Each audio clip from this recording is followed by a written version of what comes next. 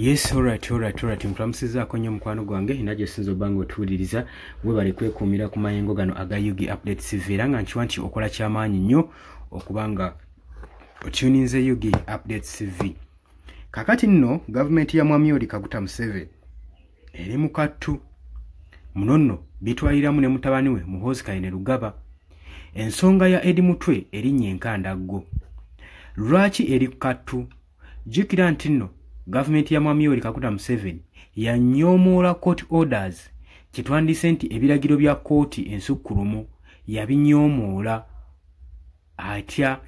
ebyo nange nakubanga mbikuyisaamu mbikuwe osobole okubanga otegeera ebigenda maaso mu ggwanga lyattu Uganda. Okuzzaako emabega katono nga Edi Mutwe ono jjukira nti entaabwe eva ku Edi Mutwe oluvannyuma lw'okuwambibwa abataategeerekeka wabula UPDF ne bakomanda baayo ne bava ne beewaana nga baali balina Edi Mutwe nga bamuterese mu custody zaabwe era baali bamuterese mu basements zaabwe nga bamuyigiriza Lunyankole.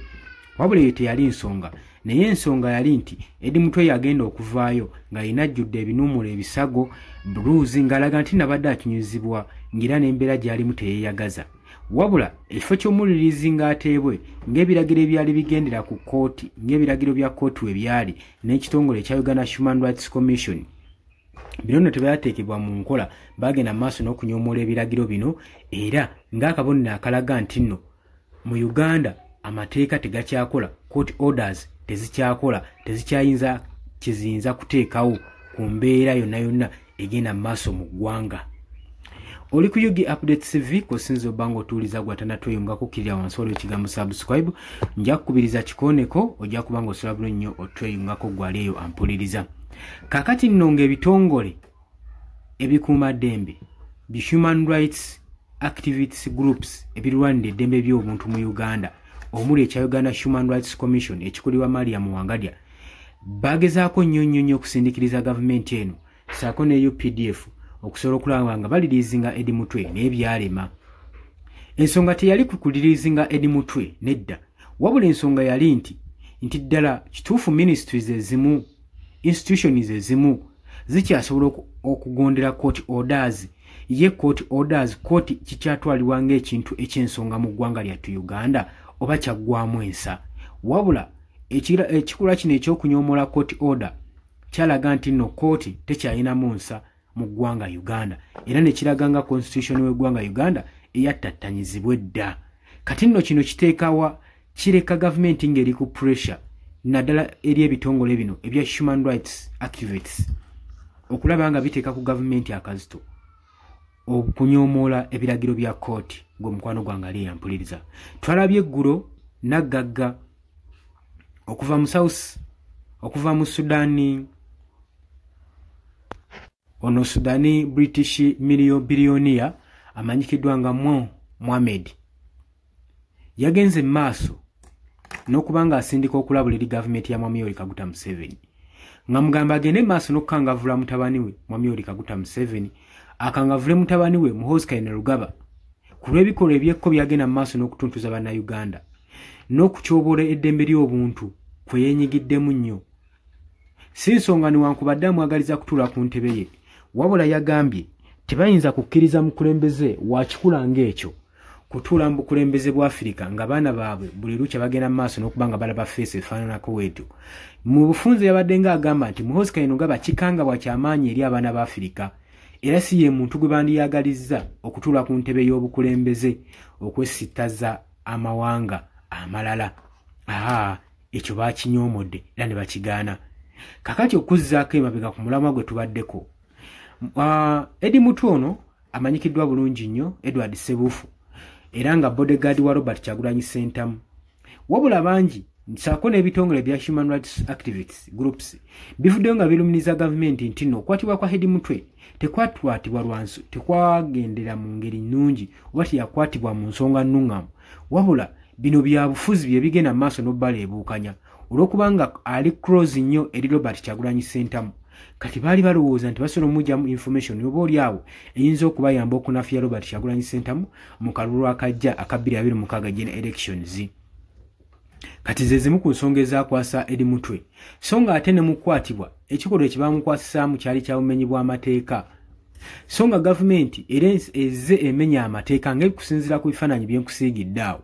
ng'ejja emenya amateeka ng'etuntuza ab'ekibiina kino ekya National Unity Platform kati era mu kaseera ke kamu bino oluvannyuma lw'okubaawo eri mutwe ng'awambiddwa ng'amaze okuzuulibwa yatwalibwa mu kkooti wabula kkooti yatowa order eri mutwe atwalibwe eruzira mu maximum prison eyo gye wanaabeera omwaganya abantu bogenda omukyalirako wabula military government ne military banyomola ebiragiro bino ebya kkooti ne bagenda mu maaso n'okubanga bakyakuumidde edi mutwe ono amanyikiddwa nga Edward Sebuufu mu military custodies mu military facilities bakyamukuumidde eyo era nga bagamba nti embeera gy'alimu mbi bantu balina bukuku na bumanyirivu kubeera nga bawozesa civilian n'omu jjukira nti nno bakwata edi mutwe ate n'oluvannyuma n'ekiragiro kya UPDF Amendment Bill ne kiyisibwa naye twalabyeko meeting ezaatuuliddwa Nagagga ono Mohamed ng'agenda mu maaso n'okubanga atowa orders Mwami Yoweri Kaguta Museveni teyeetantala oteeka omukono ku kiwandiiko kino oba ku Amendment Bill eno eya UPDF okubanga ebawa omwaganya okukozesa ba civilian mu military court wabula kino kyagaaniddwa si gwe mulundi ogusoose UPDF ng'egenda maaso n'okuwamba Abannayuganda naddala abanyigira ku byobufuzi naddala abo abali ku ludda oluvuganya gavumenti bazze babawambibwa nga Dr. Kiriza Besigye gwe bawambira mu ggwanga erya Kenya mu kibuga Nairobi era ne bamuteekako emisango gye bavuddeko eyo abadde awozesebwa military court paka bwe yavaayo n'atwalibwa mu kooti ensukulumu ey'abantu ya civilian courts naye